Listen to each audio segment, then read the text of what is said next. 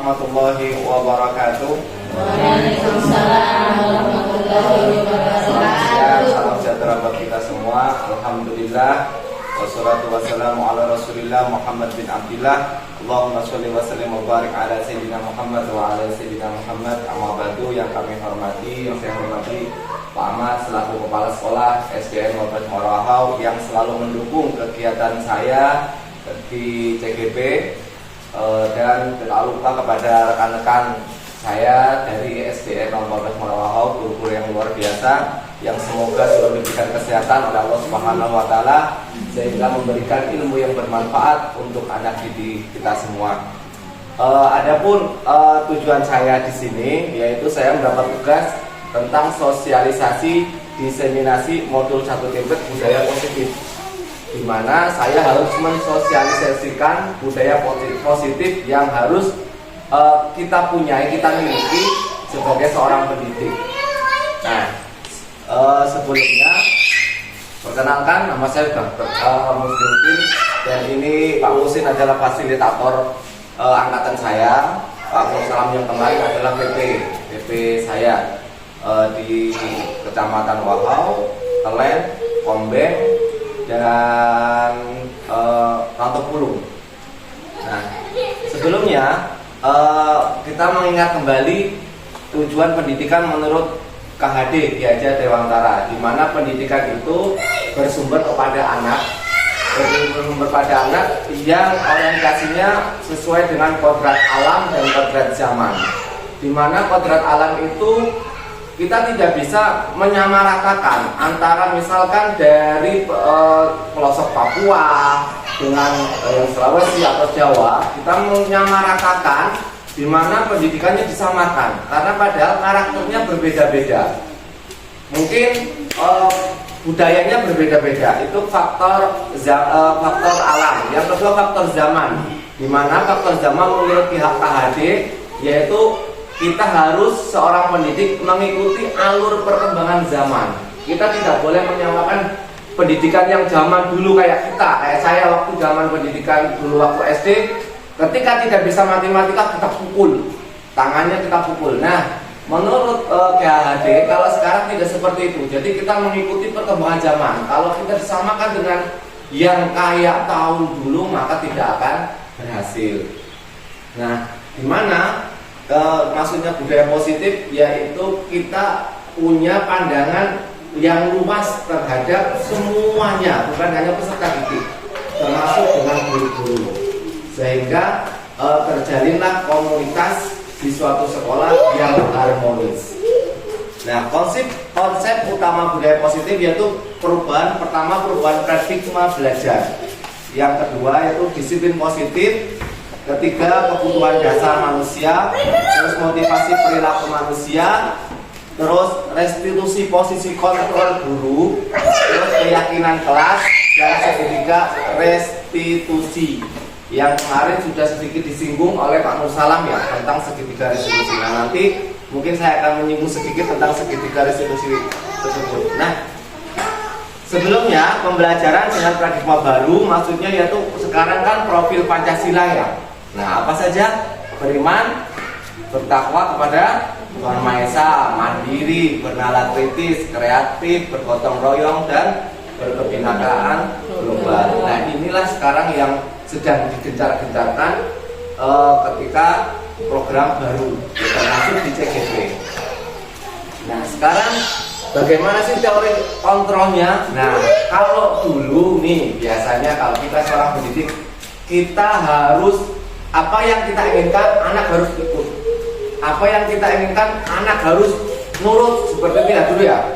Nah, misalkan anak tidak paham, kita langsung kasih hukuman. Anak tidak paham teori, kita menyalahkan langsung. Itu seperti itu dulu.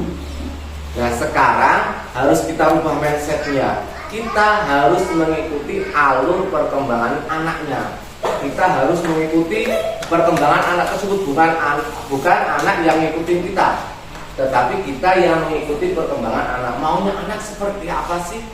Nah, seperti pendidikannya misalkan mau anak, Pak, saya nggak bisa belajar di dalam kelas, kita bawa keluar. Pak, saya nggak bisa tuh kalau panas. Nah, boleh kita berarti kita sekali solusi harus cari kipas angin. Seperti jadi kita harus ngikutin keinginan sesuai keinginan anak tersebut. Tidak anak mengikuti kita. Dulu kan seperti itu ya. Kalau nggak bisa kita hukum. Nah, kita rubah sekarang dengan budaya positif. Nah, maksudnya disiplin positif. Nah, disiplin positif yang artinya di pembelajaran bukan hanya pada pembelajaran, tetapi di kelas juga seperti itu. Nah, terus kebutuhan dasar manusia apa saja sih? Nah, karena kebutuhan dasar manusia itu ada 5. Yang pertama bertahan hidup, kasih sayang dan rasa diterima, penguasaan, kebebasan dan kesenangan. Bertahan hidup termasuk salah satunya makanan, pakaian, tempat tinggal, keselamatan. Kasih sayang termasuk bagaimana cara kita bekerjasama, terus bisa dianggap di dalam kelasnya, siswanya itu kita bisa dianggap, kita bisa menghargai. Terus ketiga penguasaan, yaitu harga diri, keinginan, terus memimpin anak itu biar bisa berprestasi, diakui dan didengar oleh gurunya. Dan terus kebebasan, di mana siswa itu mandiri, memiliki pemilihan pencobaan global ya, termasuk kita termasuk kita mengikuti lomba. Kemarin kita yang mau di KBB, termasuk yang PAI. Nah, terus yang kelima saya senang. Jadi siswa itu kalau bisa di kelas merasa senang.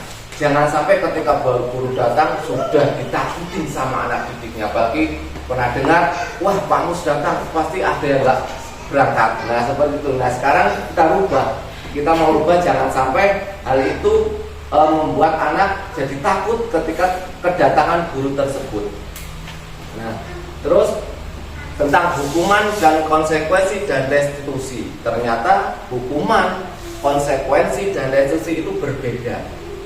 Kalau hukuman itu tanpa kesepakatan, kita yang langsung buat, kita yang langsung buat peraturan. Misalkan besok nggak masuk langsung dihukum, seperti itu. Itu tentang hukuman. Tapi kalau konsekuensi itu kita harus buat kesepakatan.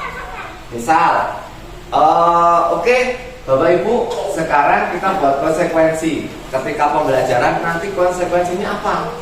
Salah satunya misalkan konsekuensi itu tidak usah panjang-panjang. Konsekuensi itu misalkan semangat, terus tidak boleh main, terus apalagi misalkan terus konsentrasi, boleh lagi angkat tangan. Jadi nggak boleh panjang-panjang kalau konsekuensi. Nah, setelah seperti itu baru kita tempelkan di depan. Nah, kalau sudah ada kesepakatan seperti itu, ada yang pelanggaran, itu namanya konsekuensi, bukan lagi hukuman. Kalau hukuman hanya satu saja nih yang membuat hukuman, peraturan hanya satu orang saja. Tapi kalau konsekuensi kesepakatan dari satu kelas atau satu komunitas. Nah, restitusi itu adalah prosesnya, proses pemecahan masalahnya di suatu kelas atau di suatu komunitas, itu restitusi. Jadi berbeda antara hukuman, konsekuensi, dan restitusi. Kalau kita kan biasanya seringnya zaman dulu kita hukuman ya, nggak masuk langsung. Ketika anak datang terlambat langsung kita hukum, push up. Ketika tidak bisa langsung ambil sampah. Padahal kita tidak ada kesepakatan tuh. Berarti itu bukan restitusi. Kalau bukan konsekuensi. Kalau konsekuensi itu kita harus cari kesepakatan dalam satu kelas dulu atau satu sekolah dulu. Kita kumpulkan konsekuensinya apa begitu.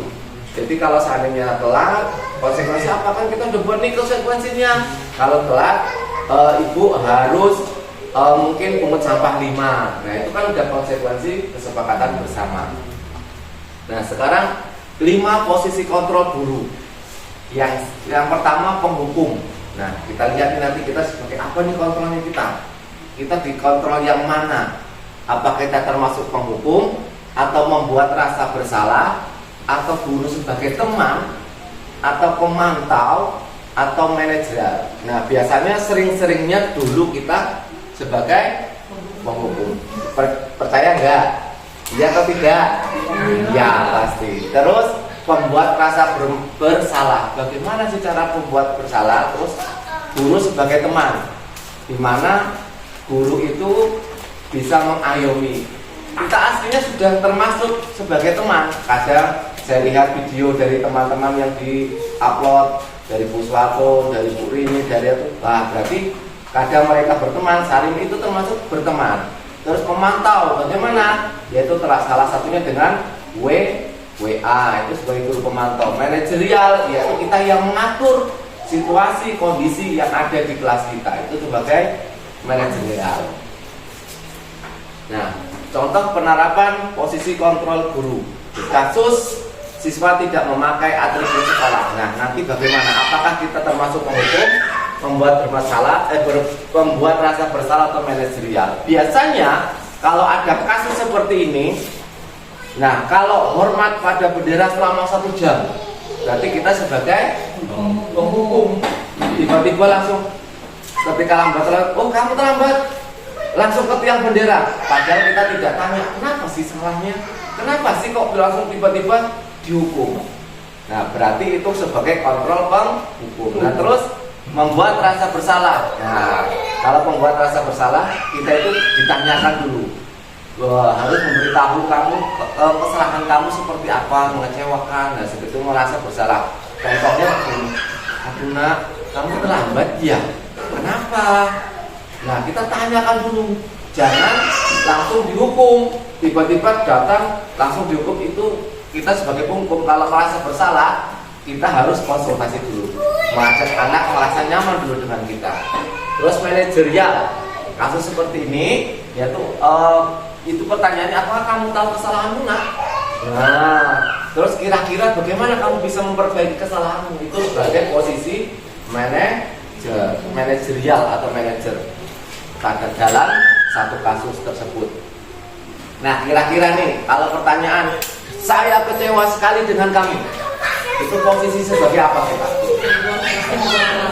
Semua dalam usaha, betul. Tadi dari yang 5 posisi kontrol ini ya. Nah, terus pertanyaan selanjutnya, kamu tidak pernah berani melakukannya, kamu tidak pernah benar melakukannya. Kira-kira sebagai kontrol apa? Nah, itu penghukum. Tiba-tiba kita selalu bilang seperti itu, kamu tidak pernah benar nih melakukannya, salah terus. Ambil marah-marah, berarti kita kontrolnya sebagai guru penghukum. Pertanyaan selanjutnya, apa rencanamu untuk menyelesaikan masalah ini? Manajerial, karena kita menanyakan. Tadi, ayolah lakukan demi bapak ibu nak, tolong nih, kalau enggak nanti bapak dimarahin kepala sekolah, seperti itu. Kira-kira sebagai apa? Membuat rasa bersalah. Nanti bapak ibu sudah bisa mengetahui posisi kontrol apa sebagai kita. Terus yang selanjutnya, kamu tidak pernah mendapat nilai jika tidak mengerjakan tugas. Kamu tidak pernah mendapatkan nilai jika tidak mengerjakan tugas. Nah, kira-kira seperti apa? Penghukum. Nah, sekarang keyakinan kelas. Nah, tadi sudah sedikit singgung.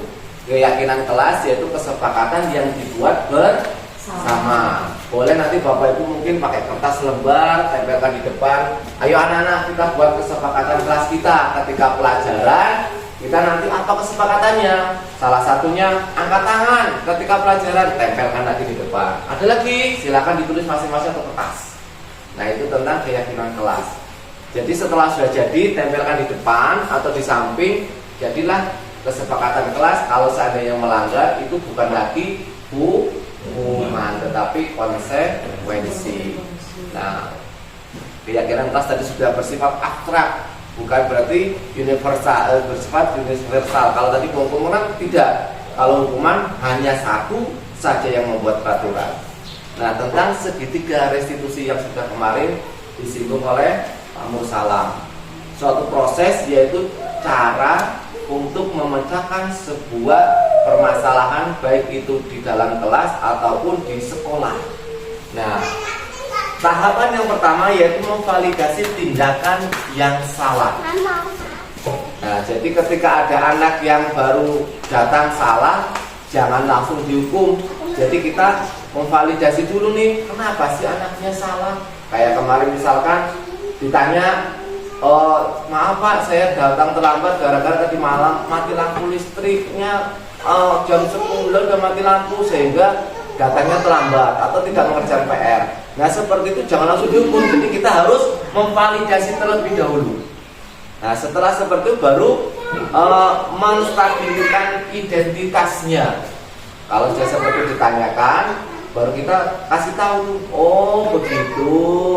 Jadi harusnya nanti malam jangan seperti itu, tidurnya jangan terlalu malam. Nah setelah seperti itu baru nanyakan lagi. Kan kita sudah buat kesepakatan nih yang kemarin dibuat di kelas. Nah sekarang konsekuensinya apa ya? Nah setelah seperti itu, kalau sudah tahu kesalahannya, kedepannya bagaimana? Jadi dalam segitiga restitusi ini nanti siswa sendiri yang bisa memecahkan masalahnya, bukan kita. Kita hanya sebagai fasilitas saja. Nah, ini caranya. Pertama, menstabilkan identitas ketika anak baru datang, anak yang tidak mengerjakan PR atau anak yang lagi kelahi. Yang pertama, alurnya tadi menstabilkan identitasnya. Boleh nanti dilihat di YouTube atau tentang segitiga restitusi, kasus-kasusnya seperti itu. Jadi kita tidak langsung menghukum anak. Pertama, menstabilkan dulu identitasnya, menstabilkan kasusnya terlebih dahulu. Nah, terus berbuat salah itu wajar, itu kata-kata yang sopan. Ketika mau menstabilkan itu, oh tidak apa-apa, manusia itu bukan yang sempurna, kadang kamu juga salah, seperti itu. Kan menstabilkan. Ketika ada anak yang tidak pakai pakaian yang sopan atau pakaian yang rapi, tidak pakaian yang hari Senin Kamis itu tidak lengkap, maka kita harus menstabilkan dulu. Mungkin dengan ucapan, oh bapak dulu juga seperti itu pernah, tapi jangan sering-sering. Nah itu menstabilkan identitas. Masih banyak lagi kata-kata yang santun, jadi tidak perlu menghukum, tidak langsung menghukum secara tegas. Nah yang kedua, validasi tindakan yang salah. Kalau sudah tahu kesalahannya, baru kita tanyakan. Udah tenang anaknya, mungkin tergesa-gesa habis lari, udah ditutup pintu gerbangnya, baru ditanyakan, kenapa kamu terlambatnya? Oh iya, nah baru ini kata-katanya, kamu pasti punya alasan mengapa kamu terlambat. Nah, jadi kita memvalidasi tindakan yang salahnya. Padahal kamu bisa melakukan yang lebih buruk dari ini loh, padahal tapi kamu super biasa, luar biasa, tidak terlalu kesalahannya yang besar. Nah seperti itu. Ada lagi, kamu patut bangga karena kamu telah melakukan sesuatu yang luar biasa seperti itu. Misalkan kayak membantu kemarin kasusnya keyakinan yang ada di suatu sekolah, baru kita boleh nih, kamu kesalahannya udah tahu kan, sekarang konsekuensinya apa. Nah kalau udah tahu kedepannya seperti apa. Jadi kita tidak yang ngasih solusi, tapi anak yang memecahkan permasalahannya sendiri, kasusnya sendiri. Sedikit video tentang praktek kemarin tentang restitusi. Nah, perhatikan video yang sudah saya buat kemarin. Assalamualaikum warahmatullahi wabarakatuh. Perkenalkan, nama saya Muslimuddin. Saya dari SDN 14 Murawahau. Saya merupakan CGP angkatan 9 dari Kabupaten Kutai. Video ini merupakan penerapan segitiga restitusi untuk menyelesaikan kasus di sekolah saya. Sebagai informasi,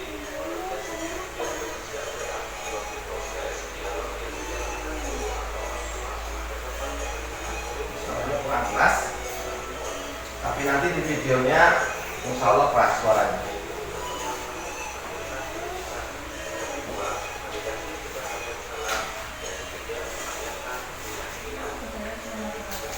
Ambil sedikit informasi tentang TGP kemarin.